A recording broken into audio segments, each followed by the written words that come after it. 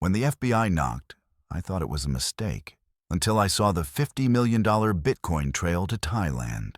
Agent Jonathan Miller stood at my door, tall, serious, navy blue tie, perfectly straight, FBI badge gleaming under my porch light. The moment I saw his expression, the air in my entryway felt heavy with unspoken danger. "Do you know where your partner David Chen is?" he asked, his voice carrying the weight of federal authority. When I said Dave was on vacation, Miller opened his laptop and showed me the evidence that would destroy my world. Blockchain transactions, proxy servers, and IP addresses all leading to Southeast Asia. The room fell into a deadly silence. "My name is Marcus Rodriguez, 34 years old, co-founder of Crypto Vault Mining in Denver, Colorado. Dave Chen and I had been business partners for 6 years, best friends for even longer. We'd started our Bitcoin mining operation in 2018 with $200,000 borrowed against our houses and a dream of striking digital gold. Dave was the technical genius, MIT computer science graduate, former Google engineer, the kind of guy who could debug mining software in his sleep. I handled the business side, operations, marketing, regulatory compliance, keeping us profitable while Dave focused on maximizing our hash rate and mining efficiency. I still remember the day Dave explained multi-signature wallets, requiring multiple private keys to authorize transactions over coffee. "This way, neither of us can move the Bitcoin alone," he'd said with that reassuring smile I'd trusted completely. "We're protecting each other." How wrong I was. Crypto Vault had grown from a garage operation with a dozen ASIC miners to a 50,000 square foot facility housing over 10,000 machines. We were mining approximately 2.5 Bitcoin per day, worth roughly $100,000 at current prices. Over 6 years, we'd accumulated a substantial Bitcoin treasury, our retirement fund, our legacy, our proof that two guys from Colorado could compete with the mining giants. Dave had always been the cautious type about security. He insisted on cold storage wallets. Imagine a vault that needs 2 keys, multi-signature requirements. Both of us had to approve transactions. Air-gapped systems. Computers never connected to the internet.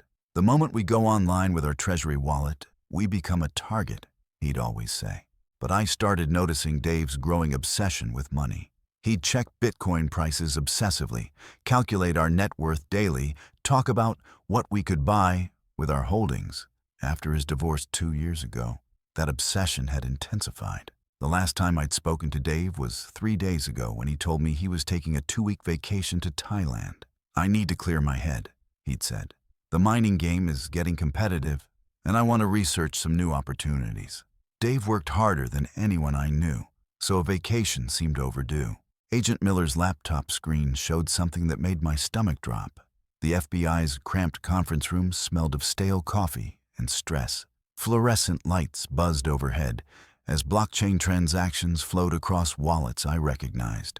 Our cold storage addresses, our treasury wallets, everything Dave had set up to keep our Bitcoin secure. The transactions were massive, occurring over the past 72 hours, all flowing through sophisticated mixing services, systems designed to obscure cryptocurrency transaction trails designed to hide the money trail. "Mr. Rodriguez, we've been tracking a complex cryptocurrency theft operation. Your business partner appears to be at the center of it," Agent Miller said, his voice professional but grim. "When was the last time you accessed your Bitcoin wallets?"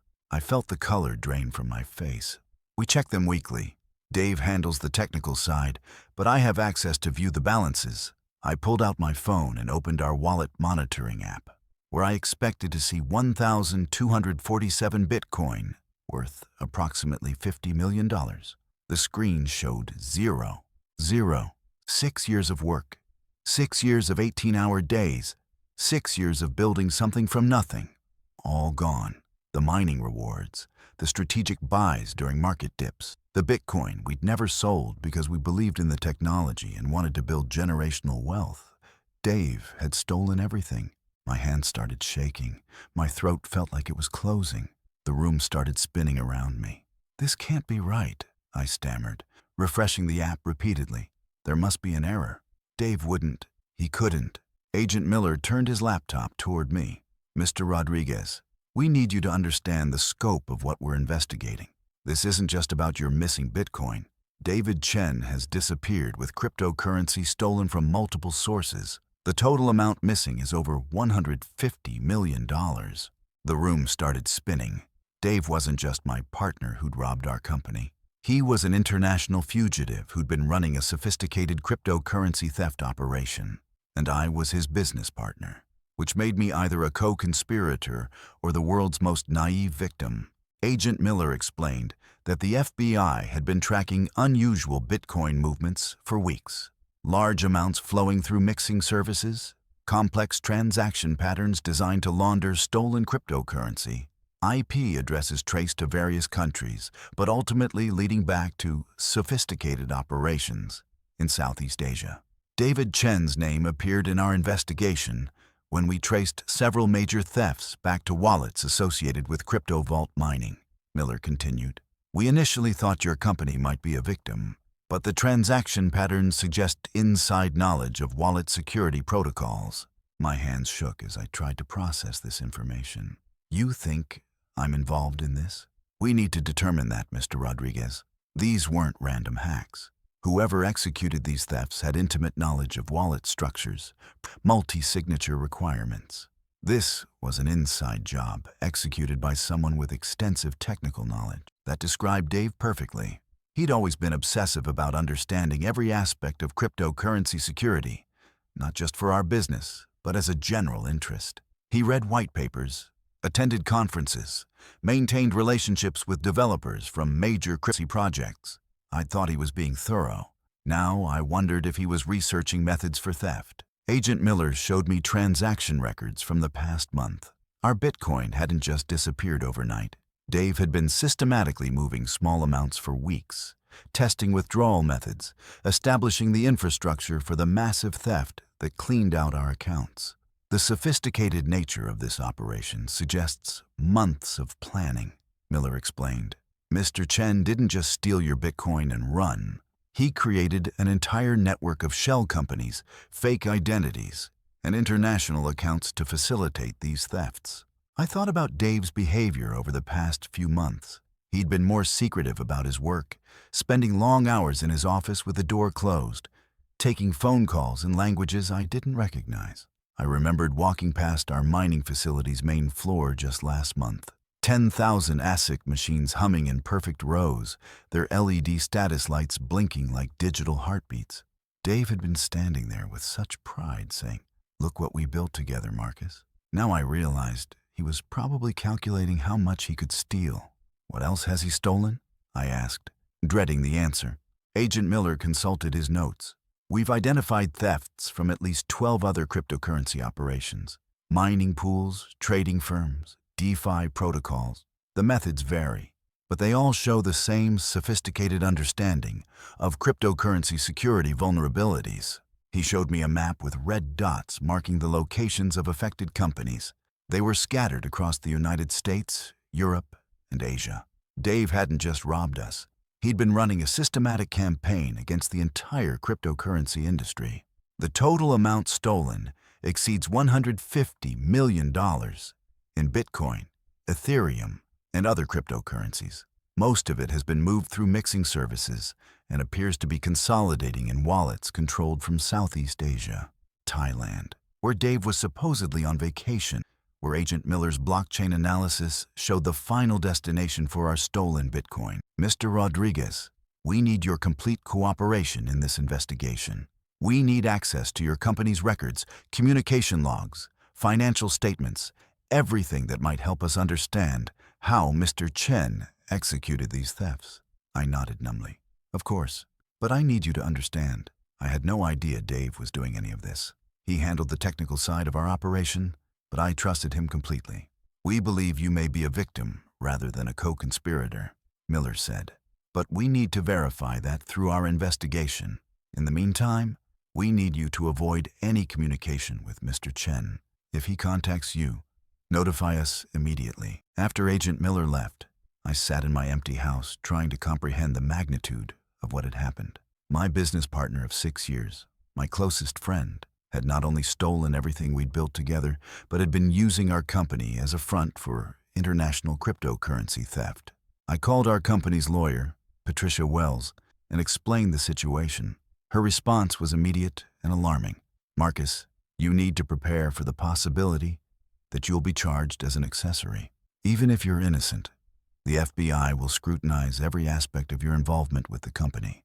But what I discovered next would show me Dave's operation wasn't just sophisticated, it was predatory, beyond imagination. Over the next 3 days, FBI agents turned our mining facility into a crime scene. They seized computers, servers, hard drives, and every piece of documentation related to our operation. Watching federal agents dismantle 6 years of work was surreal, like watching someone perform surgery on my life. Agent Miller and his team discovered that Dave had been living a double life for months. Hidden encrypted drives contained communications with other cryptocurrency thieves, detailed plans for targeting specific companies, and sophisticated software tools designed to exploit vulnerabilities in wallet security. "Your partner wasn't just stealing Bitcoin," Miller told me during one of our daily briefings. "He was running what appears to be an international cybercrime syndicate specializing in cryptocurrency theft. Crypto vault mining was essentially his headquarters." I felt sick thinking about how naive I'd been. Every late night Dave spent optimizing our mining efficiency had probably been spent planning thefts. Every conference he attended to research new opportunities had likely been recruitment meetings for his criminal network. The evidence was overwhelming. Dave had created fake employee identities to access other companies' systems, established relationships with corrupt insiders at cryptocurrency exchanges, and developed custom malware designed specifically to steal private keys from mining operations like ours. But the most shocking discovery came when agents analyzed our company's financial records. Dave hadn't just stolen our Bitcoin treasury, he'd been systematically skimming from our daily mining rewards for over a year. Instead of the 2.5 Bitcoin per day we thought we were earning, our actual output was closer to 3.2 Bitcoin daily. Dave had been pocketing the difference. "The total amount stolen from your own operation is approximately $35 million over 18 months, Miller informed me. "Mr. Chen was essentially robbing you slowly before executing the final theft of your treasury." I realized that Dave had been treating me like a mark from the beginning, not a partner. Every decision about our mining operation, every security upgrade he'd implemented, every suggestion about how to store our Bitcoin, it had all been designed to facilitate his eventual theft. 3 days into the investigation, we got our first lead on Dave's location. International banking records showed large cryptocurrency-to-cash transactions originating from Bangkok, Thailand. The amounts matched portions of our stolen Bitcoin, and the timing aligned with Dave's arrival in the country. "We're working with Thai authorities to locate Mr. Chen," Miller told me, "but Thailand's cryptocurrency regulations make it difficult to freeze assets or compel cooperation from local exchanges." I volunteered to help in any way possible. Agent Miller agreed to let me monitor Bitcoin addresses associated with the theft, watching for any movement that might indicate Dave's next steps. As a victim of the crime, rather than a suspect, I could provide insights about Dave's behavior patterns that might help predict his actions. The breakthrough came when I noticed something Agent Miller's team had missed. One of the wallet addresses receiving our stolen Bitcoin was still actively mining, not just holding cryptocurrency, but actively participating in mining pools under a false identity. "Dave's not just laundering the stolen Bitcoin," I told Miller. "He's using it to fund new mining operations in Thailand. He's essentially using our stolen money to compete against legitimate mining operations." This revelation changed the entire investigation. Dave wasn't just a thief who'd fled with stolen cryptocurrency. He was using that cryptocurrency to establish a competing business operation in a country with favorable regulations and cheap electricity. Agent Miller's team traced the mining activity to a facility outside Bangkok. Satellite imagery showed a large industrial building with the telltale cooling systems and electrical infrastructure of a major mining operation. Dave had used our stolen Bitcoin to build the kind of mining facility we'd always dreamed of creating in the heart of Thailand's tech corridor. "The scale of this operation suggests Mr. Chen had been planning this for years," Miller observed. "This wasn't an impulsive theft. This was a carefully orchestrated business plan. But Dave had made one crucial mistake in his planning. He'd become too successful too quickly, drawing attention from both law enforcement and the cryptocurrency community. When someone starts operating a massive mining facility in Thailand just weeks after major Bitcoin thefts in the United States, people notice. What we discovered about his network of accomplices would shock me to my core. The investigation revealed that Dave's operation was far more sophisticated than a lone wolf cryptocurrency thief. He'd built an international network of accomplices, each specializing in different aspects of cryptocurrency crime: wallet hacking, money laundering, exchange manipulation, and mining facility management. Agent Miller showed me intercepted communications between Dave and his co-conspirators. The messages revealed a criminal organization that had been planning these thefts for over 2 years, systematically identifying targets, researching their security vulnerabilities, and developing specialized tools for each type of theft. Your partner was essentially the technical lead for a cryptocurrency crime syndicate, Miller explained. He recruited hackers from Russia, money launderers from Eastern Europe, and established operational bases in countries with weak cryptocurrency regulations. But the most disturbing discovery was that I wasn't Dave's first victim.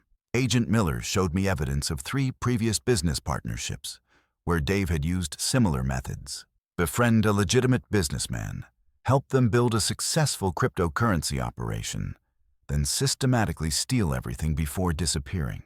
David Chen isn't even his real name, Miller revealed. We've identified at least 4 different identities he's used over the past decade. Each time, he establishes a legitimate business relationship, gains complete technical control of the operation, then vanishes with all available cryptocurrency. I felt like I'd been living in an elaborate fiction for 6 years. The man I'd considered my closest friend, my business partner, my trusted colleague, none of it had been real. Dave had been playing a long-term con, and I'd been the perfect mark. Enthusiastic about cryptocurrency, but technically naive, willing to let him handle all the complex security aspects of our operation. The Thai authorities finally located Dave's mining facility, but he wasn't there. Surveillance footage showed he'd fled the country 3 days earlier, just as international arrest warrants were being issued. The facility was operational but abandoned, with millions of dollars worth of mining equipment left running automatically. Mr. Chen appears to have multiple exit strategies prepared, Miller told me. We've traced movement of stolen cryptocurrency to exchanges in countries without extradition treaties with the United States. He's effectively planned to disappear permanently, but Dave's network was starting to unravel. International cooperation led to arrests of several accomplices in Europe and Asia. Each arrest provided new evidence about the scope of the operation and Dave's role as the mastermind. One arrested accomplice revealed something personal. Dave always talked about proving he was smarter than everyone else, said he was tired of being the technical guy while others got rich. This was his chance to be the one in control. That explained everything. Dave hadn't just stolen for money, he'd stolen for power. Dave showed us detailed financial records of your operation, Petrov told investigators. He knew exactly how much Bitcoin you had, where it was stored, when you checked the balances. He'd been documenting everything for years, waiting for the right moment to execute the theft. The cooperation led to recovery of some stolen cryptocurrency, but most of Dave's theft remained missing. The sophisticated money laundering operation had successfully obscured the trail for the majority of the $150 million in stolen funds. Agent Miller kept me updated on the international manhunt for Dave. Sightings were reported in Vietnam, Singapore, and the Philippines, but each lead went cold. Dave had clearly prepared multiple backup identities and escape routes. The challenge with cryptocurrency crime is that once the funds are successfully laundered and moved to non-cooperative jurisdictions, recovery becomes nearly impossible, Miller explained. Mr. Chen appears to have studied every successful cryptocurrency theft case and learned from their mistake. But I wasn't going to let Dave disappear without facing consequences for destroying so many lives. 6 months after Dave's disappearance, I made a decision that surprised even Agent Miller. I was going to help find him myself, not for revenge, but for justice, both for me and for the other victims of his cryptocurrency crimes. I used my knowledge of Dave's personality, his interests, and his technical habits to identify patterns the FBI might have missed.